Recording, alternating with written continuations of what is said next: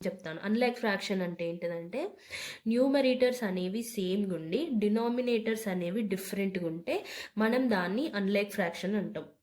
ఇప్పుడు మనల్ని క్వెషన్‌లో greatest value అని అడిగిండనుకోండి, అప్పుడు మనం ఏం చేస్తాం, ఇందులో ఏదైతే పెద్దగుందో దీన్నే మనం గ్రేటెస్ట్ వాల్యూ అనుకుంటాం. కానీ రాంగ్. అన్లైక్ ఫ్రాక్షన్స్‌లలో ఏదైతే గ్రేటెస్ట్ వాల్యూ నెంబర్ అనేది ఉంటదో, ఇందులో మనం చూస్తే 6/8 అనేది ఏదైతే ఇది లార్జర్ నెంబర్ కదా, ఇదే స్మాలెస్ట్ వాల్యూ అన్నట్టు.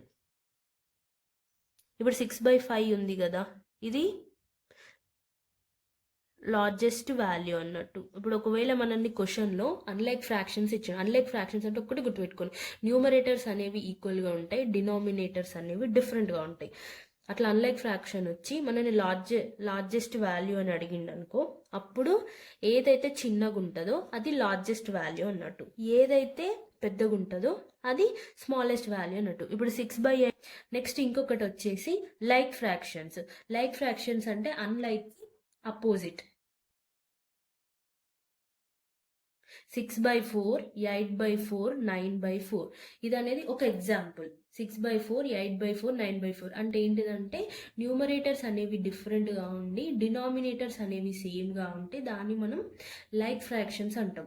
ఇందులో గ్రేటెస్ట్ వాల్యూ అంటే ఏంటిది, గ్రేటెస్ట్ వాల్యూ ఏమో 9/4. స్మాలెస్ట్ వాల్యూ అంటే 6/4. దీనికి సేమ్, దీనికి ఏదైతే పెద్దగా ఉందో అది పెద్ద వాల్యూ, ఏదైతే చిన్న.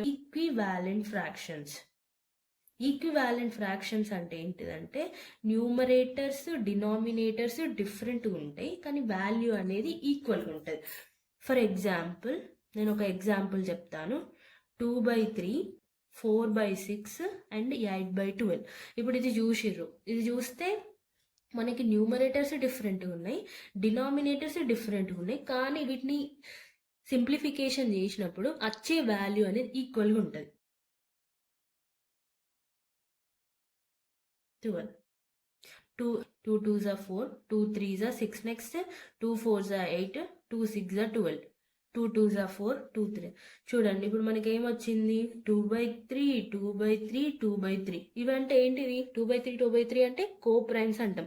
కోప్రైమ్స్ అంటే ఏంటిది, అది ఓన్లీ 1 తోని మాత్రమే డివిజిబుల్ అవుతుంది, ఇంకా దేవి కూడా రావన్నట్టు. ఓన్లీ 1 ఫ్యాక్టర్ మాత్రమే ఉంటుంది.